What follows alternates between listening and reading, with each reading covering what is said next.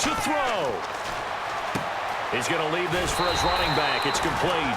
And he's able to get it down to the 25-yard line. And they're going to at least line up to go for it here on 4th down. Partner, I think that completion takes the definition of dink and dunk to a different level, doesn't it? It does, and the defense was right there, kind of played into their hands. Got to try it here. He's back to throw. And that's going to be incomplete. 12 seconds left. They had to go for it with such little time remaining. And the Seahawks are going to take over the football.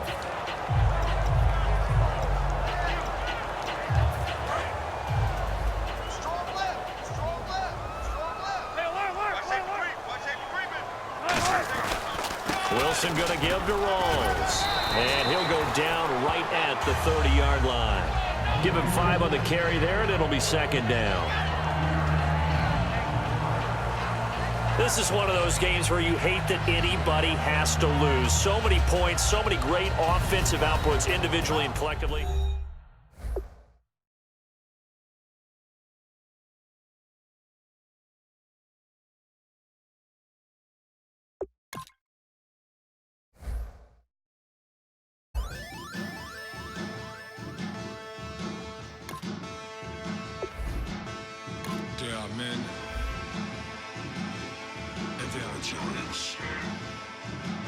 Bass stills in the building, flash the camera. I'ma drop the hammer. Things done changed the hip-hop since I let Bobby out the slammer. Hip-hop start on the East Coast and then move west down to Bama. I'ma bring it back to New York. Hold those and throw your hands up. Pass me a cup with in the club with the juice and get bent out. Then I'ma slide with it to my ride and head up to my penthouse. Oh, I'm not trying to take it slow. Working hard, cake and dough. Open up 24. We striving for that goal. I'll stop at nothing. I will play this game that's so easily started, not so easily parted.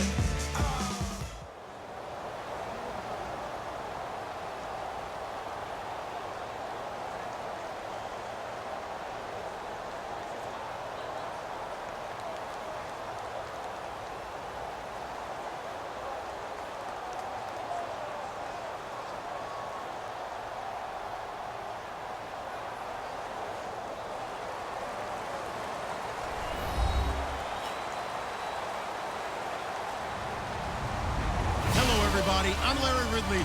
Welcome to the NFL on EA Sports. 2 wide receivers will be looking to be #1 targets on the field in today's game.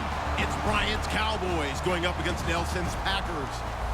With that, we send you up to legendary Lambeau Field in Green Bay, Wisconsin, where Brandon Gaudin and Charles Davis have the call. Gentlemen. Larry, from one of the truly iconic stadiums in the NFL, there's a look at Lambeau Field here in Green Bay, Wisconsin. Today, we've got a good NFC matchup lined up here between the Dallas Cowboys and the Green Bay Packers. And the D-line pinching together must be expecting the run. Rodgers with a give. It's Lacy. Give him a couple on the carry there. 2nd and 8. He's just happy they didn't take him down by his dreadlocks there, because that happened in week 3 of the preseason against San Francisco, and afterwards he said, it hurt. I might cut this before the season starts. Tells you the different things you have to contemplate, right? And probably a great problem to have for him, because previously is the Packers asking him to cut weight, and that was a big issue. Cutting his hair, that's an individual choice. Randall Cobb, the intended receiver. And they're going to face a 3rd down. And for this offensive unit, Eddie Lacy, sometimes he even has the Auburn fans saying roll tide. Now that's big right there, because for them to say that, wow, that tells you how good a talent he really is. When he gets rumbling, the field tilts in his favor. Maybe I overstepped my bounds there a bit, but he's good. Brandon, you never want to get in the middle of Alabama versus Auburn. And he's brought down after a good gain. A really nice gain of 25 yards. And now a 1st down following that long gain. Now Rodgers will handle Lacy. And he's going to take this one down to the 25. Give him 9 on the carry that time, and they're set up with a 2nd and 1. And that's the kind of run that gets everyone excited on offense. And, you know, oftentimes the guys who carry the ball are the ones in the huddle doing the chirping. Right now, I think it's the offensive line telling them, run it again. We are right there about to break a big one. Eddie Lacy displaying that power. A little bit was made of his weight. At what weight is he ideal out there? What do you think, Charles? I think he could definitely stand to lose some pounds, but more than anything, redistribute them. You know, instead of the rounder Eddie Lacy that we're used to seeing, a much more solid, stronger, cut-up Eddie Lacy, as the guys like to say. Now that guy. And he'll take this into the end zone for a Green Bay touchdown. Aaron Ripkowski taking it in. And the Packers have taken the early lead. Well, if at first you don't succeed, try again. They go to the big man. Second time he gets it done. Almost as if they were feeling like he was establishing a rhythm. Give it to him again and again. And how about the end result? Finishes it off in the end zone. Touchdown, great run, and the score. And this will be a touchback as that sails over the end line.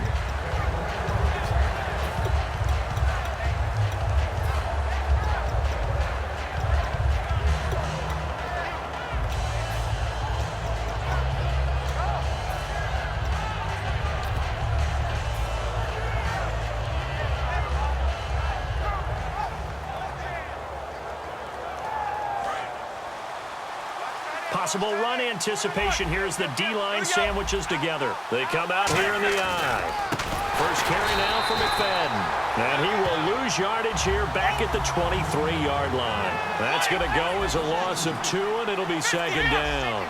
Well, good luck there as a ball carrier. You get handed that football, look up, oh, there's a big D tackle ready to swallow you whole for a loss. Yeah, you kind of count on your guys to give you at least a little bit of time, a little bit of space to try and maneuver, but not on that one. And when you have a defensive tackle who's that strong, that agile, he's a lot to deal with. Sometimes you have to double him, and sometimes you're not able to block him no matter who's trying.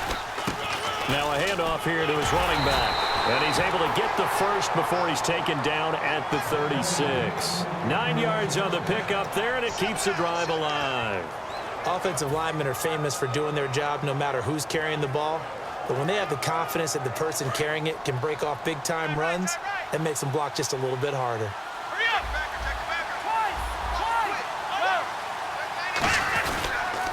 Now they'll run it on the toss. And he is going to lose yardage here. It's a loss of 2 there, bringing up second down. As I watch that play unfold, stereotypes are being broken left and right.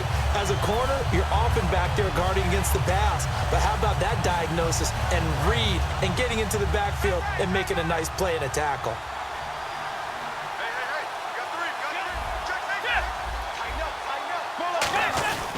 They'll give it to him right up the gut. And he'll get this only up to about the 35. 1 yard officially on the pickup, and it'll leave him with a 3rd and 11.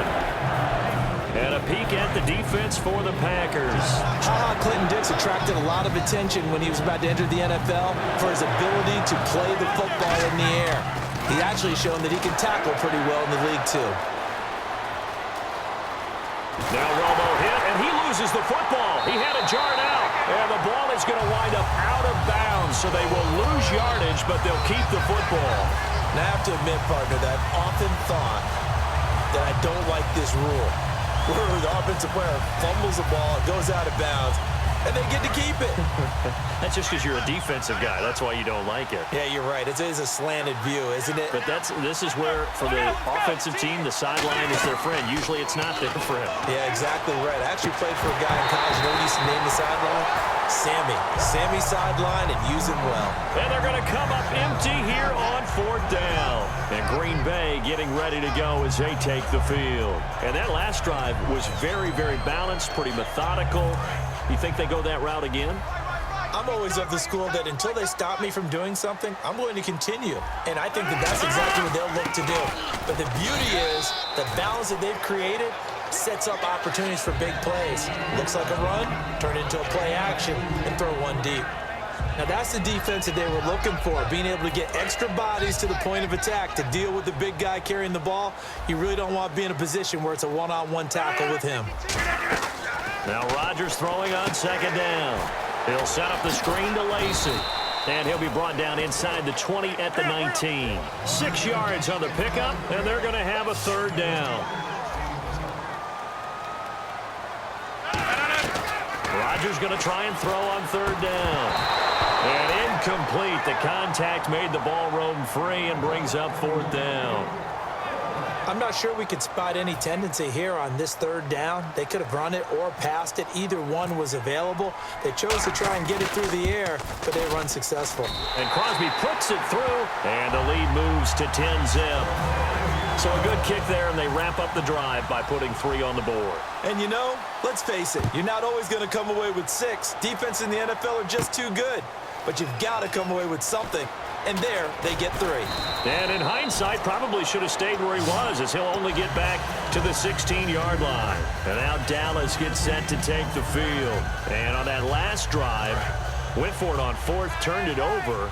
A good job by their defense, though. They held him to 3, but this offense, they've got to be a little bit better, a little bit more careful here.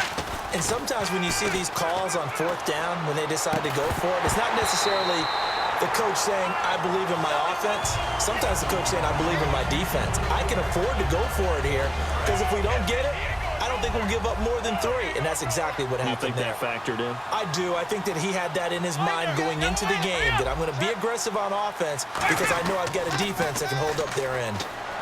Finding time. And incomplete there. A nice hit. Jars the ball free and brings up third down. That was a classic example of trying to run with the ball without securing the catch. He was thinking about those rack yards instead of making the catch first and then taking off. And they're definitely showing blitz here. They'll come out in the pistol. Throwing on third down, Romo. Now Romo hit, and he loses the football. He had it jarred out.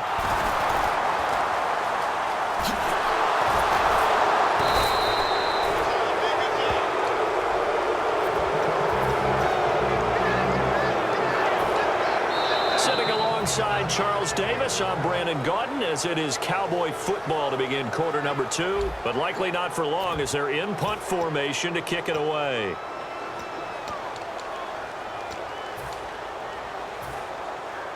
And it's the offense staying on the field on 4th down. They're going to go for it. It's Romo. And he finds his target, Terrence Williams. Boy, a real head-scratcher there. And the Packers are going to get the football back in excellent field position.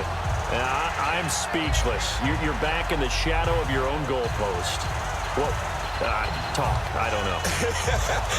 I was hoping you would keep talking. First half, I was hoping that you weren't speechless because I have no explanation for this. It does remind me a little bit of a playoff game in the NFL a few years back where they ran a real trick play that was actually named after a song title.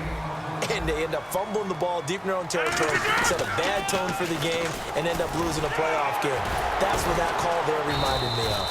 And able to break one tackle, but then quickly brought down. But a nice little gain. That was a good run, probably right on the edge of breaking into something really big. So the defensive guys right now are talking about, okay, what can we do to slow him down before he truly gets started? I don't know about you, but that almost felt like old-time football there. 3rd and 2 is not necessarily just a running down anymore. A lot of times they want to throw the ball. They went back to the roots and powered forward and got the first down. They'll run it with Lacey. Only a yard that time, 2nd and goal. Be interesting to see now what they do offensively down near the goal line after not much there that time. As the offensive play caller, that may change your sequence now. Instead of coming right back with a running play, you may have to go to the air. On 2nd down, Lacey. And he'll take this one in for a Packer